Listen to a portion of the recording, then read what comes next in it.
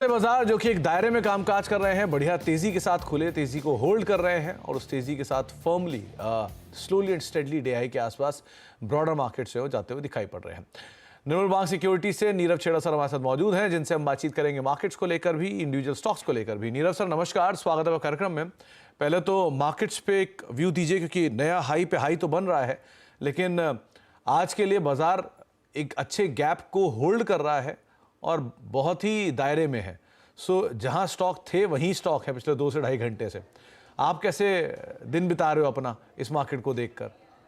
यार एक्चुअली आपने बोला नहीं मगर एकदम करेक्ट सेंटेंस यूज किया। It's a boring market today. Definitely एक दायरे में है एंड अगर आपने 2-3 दिन पहले लिया होता तो डेफिनेटली अभी प्रॉफिट आ रहा होता, मगर अभी आगे क्या? So at this point of time देखिए, रोल ओवर जस्ट हुए हैं और जो डेटा है वो भी पॉजिटिव है। There is a good likelihood कि यहाँ से 25,500 तक निफ्टी जा सकती है, इतनी क्षमता है। पर प्रॉबेबली 1-2 दिन कंसोलिडेशन में बिताएगी, मगर अभी जो इंडेक्स काफी अच्छा कर सकता है वो बैंकिंग है। बहुत सारे शॉर्ट्स थे सिस्टम में इन अगस्त, अब जाके मुझे ऐसा लग रहा है कि शॉर्ट कवरिंग रैली आएगी ये इंडेक्स में। इंपॉर्टेंटली 51,000 का लेवल ब्रेक कर दिया है। There is a good chance अभी कि 53,000 के लेवल्स तक जा सकती है in the coming time. Near term के टारगेट 50 टू 200, वो टारगेट के साथ में बैंक निफ्टी खरीद सकते हैं। 51,000 का आप स्टॉप लॉस लगाइए। मुझे लगता है कि अभी किसी को ट्रेड करना हो तो यही इंडेक्स है जिसमें बहुत अच्छा रिटर्न बन सकता है। स्टॉक स्पेसिफिक, क्योंकि आज मार्केट ज़्यादा स्टॉक्स को देख रही है, एडवांस डिक्लाइन इसलिए बेटर साइड पर है, चाहे एफ&ओ साइड पर भी हो। वहाँ कुछ नाम आप आइडेंटिफाई कर पाए क्या, लॉन्ग साइड पे या शॉर्ट साइड पे? तो देखिए, मेरे हिसाब से फर्टिलाइजर सेक्टर काफी बढ़िया कर सकता है गोइंग फॉरवर्ड। जीएनएफसी जो काफी समय से कंसोलिडेशन में था, उसने आज ही अपना 50 और 200 डे मूविंग एवरेज दोनों ही तोड़ा है और there is a good chance कि यहाँ से अब 740 750 तक आ सकता है। करंट लेवल से आप बाइंग करें, थोड़ा डिप्स में भी बाय करें। 670 का इसमें स्टॉप लॉस रहेगा, 740 का इसमें टारगेट रहेगा। ये एक काउंटर है। दूसरा काउंटर जो मुझे काफी पसंद है वो जीएसपीएल है। नो डाउट बहुत बढ़िया, बहुत बड़ा मूव भी आ चुका है, पर एक कंसोलिडेशन ब्रेकआउट आया विद वॉल्यूम्स आया, तो प्राइस वॉल्यूम ब्रेकआउट दोनों ही आ चुके हैं ये स्टॉक में। गुड चांस अब ये स्टॉक यहाँ से 470 के लेवल्स तक जाएगा। वो टारगेट के साथ में आप बाइंग कर सकते हैं। 412 का इसमें स्टॉप लॉस रहेगा। तो जीएसपीएल डे हाई के आसपास कामकाज कर रहा है, 433 के आसपास की मौजूदा स्तर है, दिन के ऊपरी स्तरों पर कामकाज कर रहा है। और नीरव सर को लग रहा है कि शायद फर्टिलाइजर स्पेस जो है वो थोड़ा सा और बेटर करता हुआ दिखाई पड़ेगा, तो उस पर एक अच्छे अपमूव की उम्मीद आप लगा सकते हैं। आगे बातचीत जारी रखूंगा नीरव सर से, लेकिन फैशन रिटेल स्टोर चलाने वाली कंपनी बाजार स्टाइल का आईपीओ आज से खुला है। आईपीओ का प्राइस बैंड 370 से 389 रुपये प्रति शेयर के बीच है। आईपीओ के जरिए 835 करोड़ रुपए जुटाई कंपनी के आईपीओ और ग्रोथ आउटलुक पर बातचीत करने के लिए हमारे साथ जुड़ रहे हैं कंपनी के MD Shreyas Surana sir. Shreyas sir नमस्कार, स्वागत है कार्यक्रम में। पहले तो शुभकामनाएं आपको, आपके आईपीओ को लेकर भी, और जो सिचुएशन देखने को मिल रही है, जिस तरह से आपके नंबर्स मैंने देखे, एक अच्छे अपटिक भी आते हुए दिखाई पड़े हैं विद टाइम। पहली चीज़ तो आपसे ही मैं जानना चाहूँगा कंपनी के कारोबार को लेकर, आप क्या डिटेल है कंपनी के कारोबार की, और क्योंकि आप वेस्टर्न जोन में मेजरली, माफ़ कीजिए, ईस्टर्न जोन में ज़्यादा आपकी मौजूदगी है। ईस्टर्न जोन के अलावा आप कौन कौन सी एरियाज़ में एक्सपैंड कर रहे हैं, वहाँ किस तरह की सिचुएशन है सो फार? Sumit ji, thank you so much कि आपने हमें अपने शो में बुलाया और हमारी कंपनी के बारे में के लिए बताने के लिए। आप हमारी कंपनी जो है ईस्ट इंडिया में मौजूद है। हमने 2013-14 में अपनी कंपनी की शुरुआत की थी 2 शोरूम से आपके बंगाल के अंदर में, और आज FY24 के अंदर में हमारे पास 162 दुकान है 146 सिटीज के अंदर में, और लगभग 14,60,000 स्क्वायर फीट का रिटेल स्पेस है। बेसिकली हमारा फॉर्मेट क्या है कि हम लोग टियर 2, टियर 3, टियर 4 के अंदर एरियाज में स्टोर्स करते हैं। हम लोग जिस स्टेट में जाते हैं वहाँ पे डीप जाते हैं, इसे हमें बोलते हैं क्लस्टर बेस्ड अप्रोच।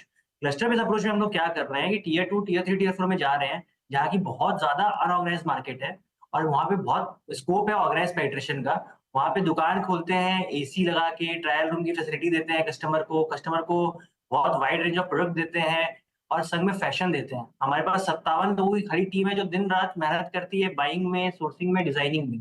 तो इस तरह पूरा हम लोग एक एनवायरनमेंट क्रिएट करते हैं जिससे कि हम लोग उनका असॉर्टमेंट प्रॉपर बना पाए। और गोइंग फॉरवर्ड जो ये एरियाज है यहाँ पे अभी भी बहुत ज्यादा स्कोप है, क्योंकि हमने अभी कुछ भी नहीं किया है। हम लोग लास्ट 6 साल में FY17 से FY24 में आप देखोगे तो हम लोग 26% की कैगर 26.8% की कैगर रेवेन्यू ग्रोथ पे हमने ग्रो किया है, एंड लास्ट 3 साल में 32% की रेवेन्यू कैगर ग्रोथ पे ग्रो किया है।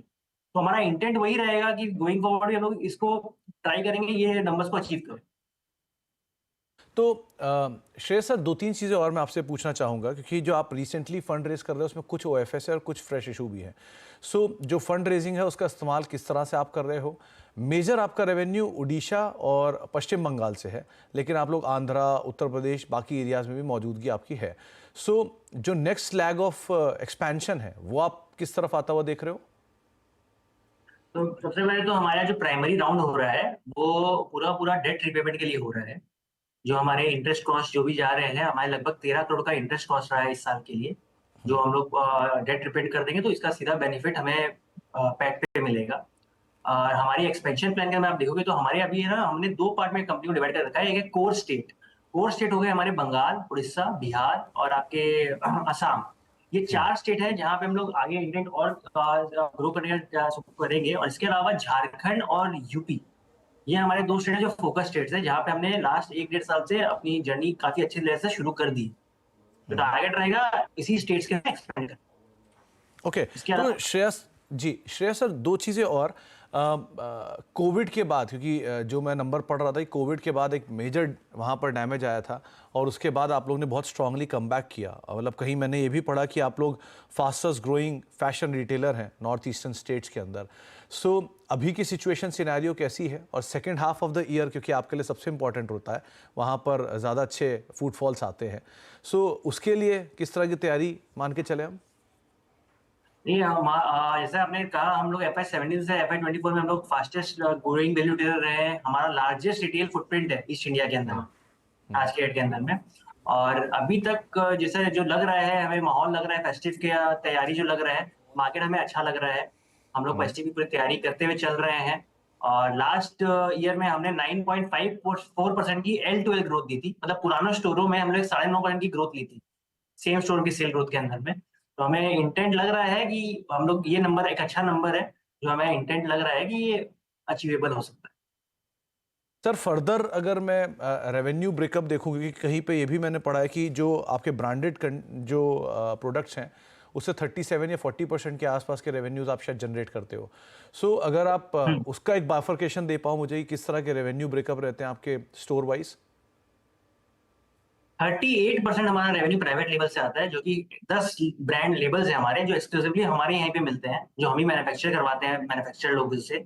और वो 10 लेबल में हमारे पास जैसे एक स्क्वायर अप एक लेबल है, जो कि मेंस और बॉयज सेक्शन के अंदर में है, जिसकी रेवेन्यू 112 करोड़ की है FY24 के अंदर में। इसी तरह से हमारे पास में अवाया करके है, जो एथनिक में है, वुमेन्स कैटेगरी के अंदर में, जिसकी रेवेन्यू भी आपके लगभग 70 करोड़ के आसपास की है। तो इस तरह से हम लोग लेबल को डिजाइन कर रहे हैं। ये लेबल एक्सक्लूसिवली हमारे लिए हमें बनते हैं, हम ही इसकी डिजाइनिंग करते हैं और इसके थ्रू हम लोग ग्रॉस मार्जिन एक्सपेंशन करते हैं।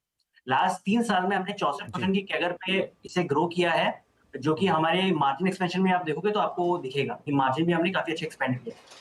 तो इस सेगमेंट में ज़्यादा मार्जिन है आपके बाकी एरिया से कंपैरिजन में? आप बोल सकते हो थोड़ा सा मार्जिन ज्यादा है। ओके, चलिए, बहुत बहुत शुक्रिया श्रेयस सर, हमारे साथ अपना समय देने के लिए, हमसे बातचीत करने के लिए और नंबर्स पे और डिटेल्स पे हमसे चर्चा करने के लिए। और एक बार फिर से आपको शुभकामनाएं आपके आईपीओ के लिए। आईपीओ की तमाम डिटेल एक बार फिर से स्क्रीन पर आते हुए दिखाई पड़ेगी, किस तरह की आईपीओ है। आज से आईपीओ खुला है, 3 सितंबर तक खुला रहेगा। प्राइस बैंड आपके सामने 370 389 के बीच में, ₹5 का फेस वैल्यू है और 833 करोड़ रुपए का टोटल इशू साइज में फ्रेश इशू 148 करोड़ रुपए है और ओएफएस के जरिए 687 करोड़ रुपए के आसपास कंपनी को रेज करने की योजना है। लॉट साइज और बाकी डिटेल जो है वो आप ऑलरेडी देख पा रहे हैं। एक ब्रेक का वक्त हो गया, ब्रेक के बाद लौटेंगे और कुछ और अहम खबरें उनके ऊपर ही बातचीत करते हैं छोटे से ब्रेक के उस पर।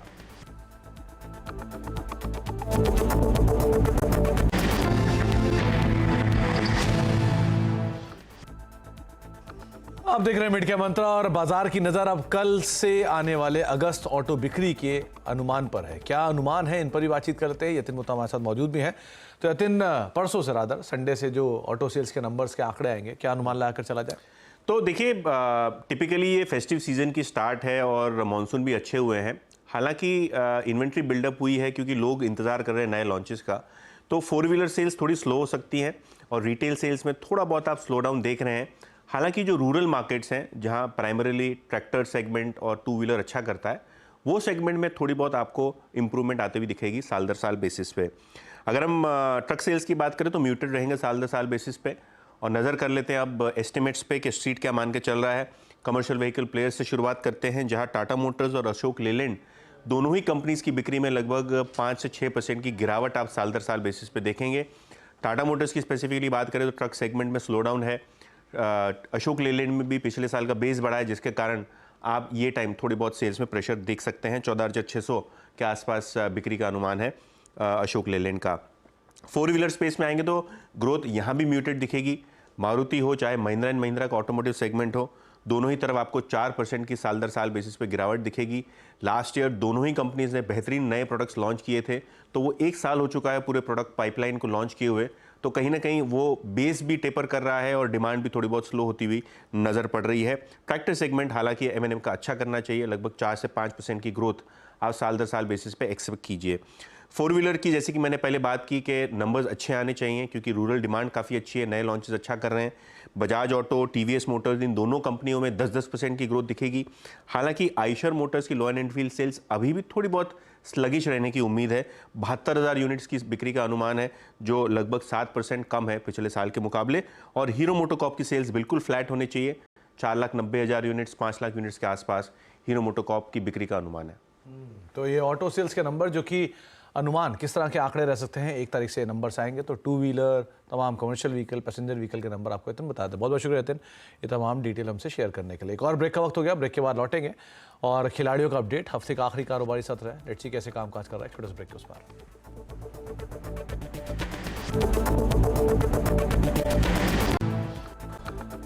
आप देख रहे हैं मिड कैप मंत्रा और मार्केट्स तो एक दायरे में ही है, 282 अंक ऊपर अभी भी सेंसेक्स कामकाज करता हुआ दिखाई पड़ रहा है। लेकिन खिलाड़ियों का अपडेट भी देख लेते हैं कि हफ्ते का आखिरी कारोबारी सत्र है और इस पूरे हफ्ते में जो 3 खिलाड़ी थे उनमें से एक खिलाड़ी का रिटर्न ओवरऑल नेगेटिव ही रहा और बाकी जो लीड कर रहे थे वो शुरू से ही प्रदीप होचंदानी लीड करते हुए दिखाई पड़े। प्रशांत सावंत जो कि 11% नेगेटिव रिटर्न के साथ कामकाज कर रहे हैं और ब्रजेश का रिटर्न करीब 3% के आसपास नेगेटिव है, लेकिन प्रदीप का रिटर्न 7% पॉजिटिव सो फार बना हुआ है। अभी भी आधा सेशन बाकी है, लेट्स सी कैसे यहाँ पर बदलाव आता हुआ दिखाई पड़ता है। एक ब्रेक का वक्त है, ब्रेक के उस पार नो योर कंपनी, और नो योर कंपनी में आज हम बातचीत करेंगे क्रिसिल रेटिंग के डायरेक्टर गौतम शाही जी से, उनसे चर्चा होगी छोटे से ब्रेक के उस पार। फिलहाल इतना ही, नमस्कार।